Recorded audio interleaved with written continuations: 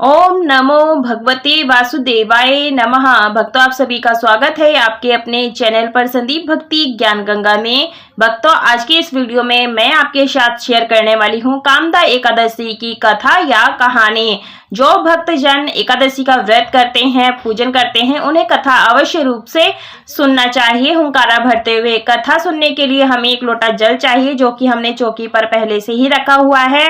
उसके बाद में जैसे आपकी यहाँ पूजा संपूर्ण हो जाती है, चौकी के पास बैठ करके ही हमें यहाँ पर कथा सुननी है। तो कथा में सीधे हाथ में आप फूल ले लें और सफेद तिल ले लें। अक्षत का प्रयोग नहीं करना है, क्योंकि एकादशी के पूजा में तिलों का प्रयोग करते हैं और अक्षतों का प्रयोग नहीं करते हैं। तो देखिए, कथा मैं शुरू करती हूँ। कथा को हुंकारा भरते हुए सुनिएगा। तो चलिए, कथा इस प्रकार से है। धर्मराज युधिष्ठिर कहने लगे कि हे भगवान, मैं आपको कोटि कोटि नमस्कार करता हूँ। अब आप कृपा करके चैत्र शुक्ल एकादशी का महात्म्य कहिए। श्री कृष्ण कहने लगे कि हे धर्मराज, यही प्रश्न एक समय राजा दिलीप ने अपने गुरु वशिष्ठ से किया था, और जो समाधान उन्होंने किया वो सब मैं तुमसे कहता हूँ। प्राचीन काल में भोगीपुर नामक एक नगर था। वहां पर अनेक ऐश्वर्यों से युक्त पुंडरीक नाम का एक राजा राज्य करता था। भोगीपुर नाम नगर में अनेक अप्सरा, किन्नर तथा गंधर्व वास करते थे। उनमें से एक जगह ललिता और ललित नाम के दो स्त्री पुरुष अत्यंत वैभवशाली घर में निवास करते थे। उन दोनों में अत्यंत स्नेह था तथा यहाँ तक कि अलग अलग हो जाने पर दोनों व्याकुल हो जाते थे। एक समय पुंडरीक की सभा में अन्य गंधर्वों सहित ललित भी गान कर रहा था। गाते गाते उसको अपनी प्रिय ललिता का ध्यान आ गया और उसका स्वर भंग होने के कारण गाने का स्वरूप बिगड़ गया। ललित के मन में भाव जानकर करकोट नामक नाग ने पद भंग होने के कारण राजा से कह दिया। तब पुंडरीक ने क्रोध पूर्वक कहा कि तू मेरे सामने गाता हुआ अपनी स्त्री का स्मरण कर रहा है, अतः तू याद कर रहा है, अतः तू कच्चा मांस और मनुष्य को खाने वाला राक्षस बनकर अपने किए कर्म का फल भोग। पुंडरीक के श्राप से ललित उसी क्षण महाकाय विशालकाय राक्षस हो गया। उसका मुख अत्यंत भयंकर, नेत्र सूर्य चंद्रमा की तरह प्रदीप्त तथा मुख से अग्नि निकलने लगी। उसकी नाक पर्वत की कंदरा के समान विशाल हो गई और गर्दन पर्वत के समान लगने लगी। सिर के बाल पर्वतों पर खड़े वृक्षों के समान लगने लगे तथा भुजाएं अत्यंत लंबी हो गई। कुल मिलाकर उसका शरीर 8 योजन के विस्तार में हो गया। इस प्रकार राक्षस होकर वह अनेक प्रकार के दुख भोगने लगा। जब उसकी प्रियतमा ललिता को यह वृत्तांत मालूम हुआ तो उसे अत्यंत खेद हुआ और वह अपने पति के उद्धार का यत्न सोचने लगी। वह राक्षस अनेक प्रकार के घोर दुख सहता हुआ घने वनों में रहने लगा। उसकी स्त्री उसके पीछे पीछे जाती और विलाप करती रहती। एक बार ललिता अपने पति के पीछे घूमती घूमती विंध्याचल पर्वत पर पहुंच गई, जहां पर भृंगी ऋषि का आश्रम था।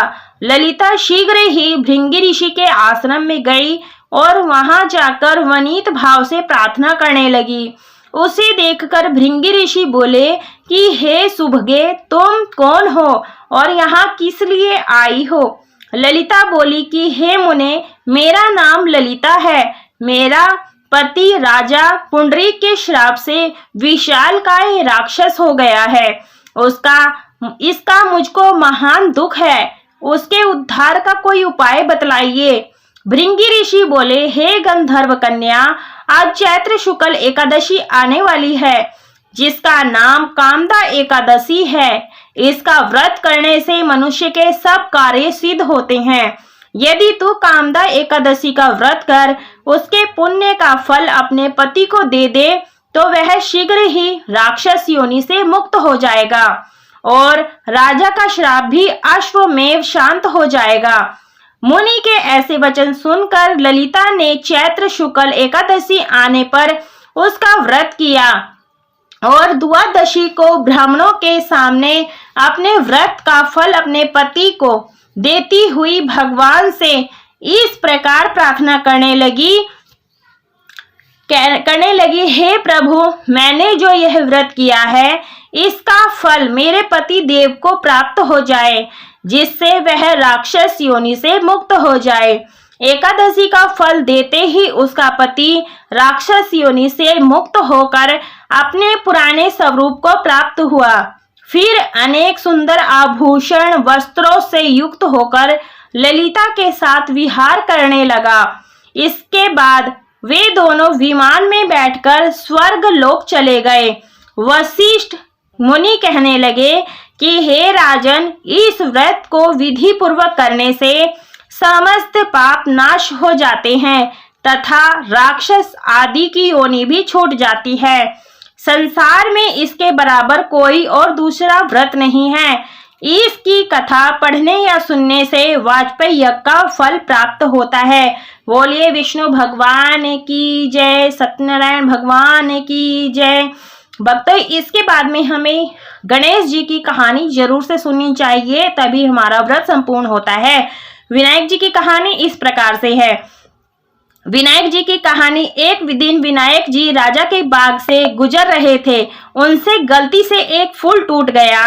गजानन भगवान जी ने सोचा अब तो इसके यहाँ काम करना पड़ेगा। फूल टूट गया है, उसका पाप उतारना पड़ेगा, ये ही इसका प्रायश्चित है। विनायक जी भगवान छोटे बच्चे का रूप धारण किया और राजा के घर नौकरी करने लगे। एक समय रानी जी शौच क्रिया से निवृत्त होकर हाथ चूल्हे की राख से धोने लगी। विनायक जी ने देखा तो राख धुला दी व रेत से हाथ धुला दिए तो रानी को गुस्सा हो गया। राजा से बोली, राजा जी, आप तो ऐसा नौकर लाए हैं जो हर काम में टांग अड़ाता रहता है। राजा ने डांटा तो बालक बोला, अशुद्ध हाथ भी कहीं चूल्हे की राख से धोते हैं क्या? राख में लक्ष्मी जी होती हैं। राजा जी बोले, विनायक, तेरी बात तो सही है। एक दिन राजा जी बोले, विनायक, रानी जी को पुष्कर स्नान करवा ला।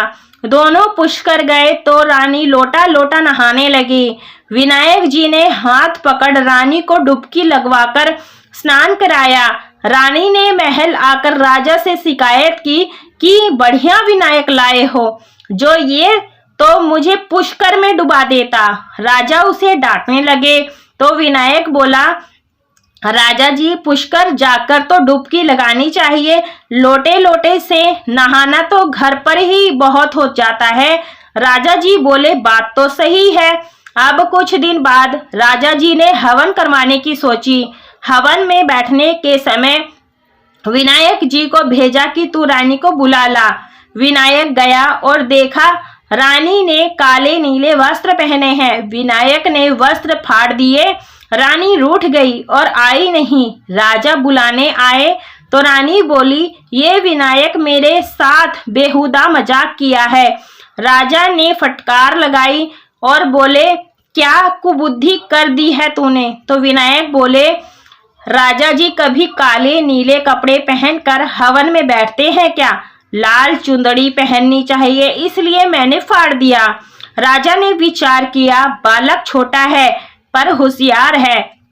हवन में बैठने लगे तो गणेश स्थापना में देर हो गई। राजा ने कहा, गणेश जी बैठाओ। तब विनायक बोला, राजा जी आंख बंद करो।